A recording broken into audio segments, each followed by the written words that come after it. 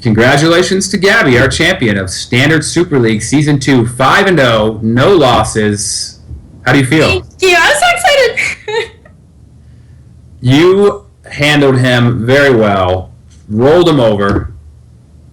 Yeah, I also learned what Shore Crasher Elemental does in the process. It was a learning experience for all. You were so far ahead, it didn't matter. I mean, it's good to know, but at least it didn't cost you the match. I mean, it cost the game even. You were crushing.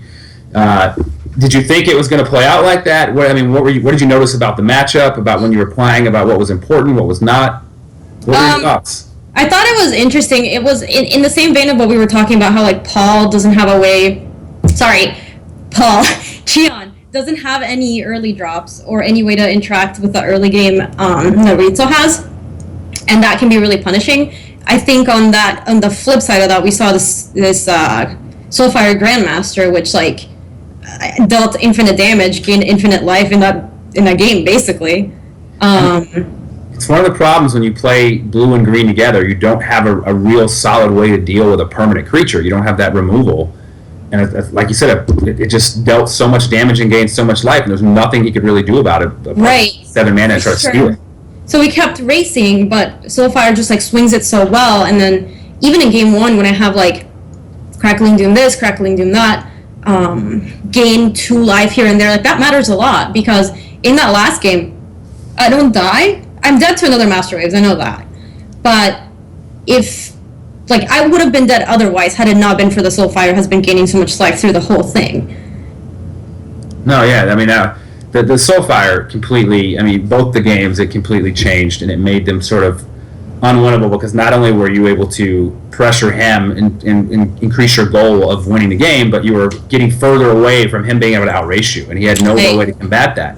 I mean, I even sided out a lot of my dragons. Like, I took out both Kolagons. I took out, like, a Storm Breath, just because like he can answer those dragons so cheaply with Encase and Ice, and I had that nice window of being able to play Storm Breath knowing that it can't be counting. I only had like 1 blue up, and it leads me to this point in the game where sure, if it gets Encase and Ice later, that's fine, but at least I got that 1 hit in, and it was a hit when he was monstrous, so like that's pretty important, I think, right there.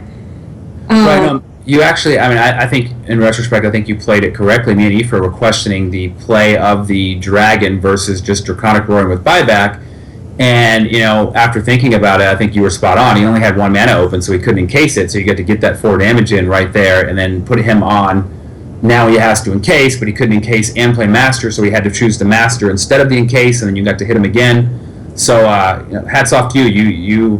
You made a play that me and Aoife would not have made, and it won you the game, and we would have lost the game. So I think part of the thing is I was just really nervous that he definitely had to have an Encase and Ice at this point, because I haven't seen any, and I know he's bringing a bunch of them in, and like it's so likely that this dragon's just gonna do nothing. That said, I feel like, I mean, there were a lot of other things. I feel like maybe that was a turn that he tanked a ton, right? I was like, I'm definitely dead. Yeah. No, that was the turn he was debating whether to encase your dragon or play the second Master, and he went with the second Master. So what's his hand? Encase and Master Waves? Encase and Master number 2. So he could have encased and then attacked and then saved himself from being hit by the dragon one time, or he could put lethal on the board, which actually would have been great if you didn't draw the second Draconic War. Like if you just drew a blank there, he actually wins that game too. But you drew another burn spell, and he was at 6, and that was all she wrote. Yeah, and the other thing that's like I think pretty punishing about blue in that spot is, you know, he dealt with my dragon, but in many ways he doesn't, because if I have Draconic Roar, he can't really, like, it didn't really matter what I was hitting at that point. It was just being able to deal like 3 points of damage at that point. Yeah, it was just lightning bolt for him. Oh my gosh, I see so many Vipers in the chat. Everybody's it's awesome.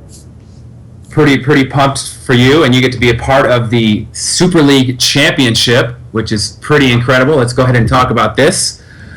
So we know our 4 qualifiers from Season 2. It's going to be you, Riesel, Cheon, and Josh joining Randy, Eric, and Chris. And it's going to be the 2 last chance qualifiers and 3 from our Modern Super League, which I believe starts next week, next Tuesday. It won't be me there, but you will have this collection of 8. I will be watching. I'm super pumped. I'm not going to miss a week. Double elimination bracket. Top 3 make the Super League Championships.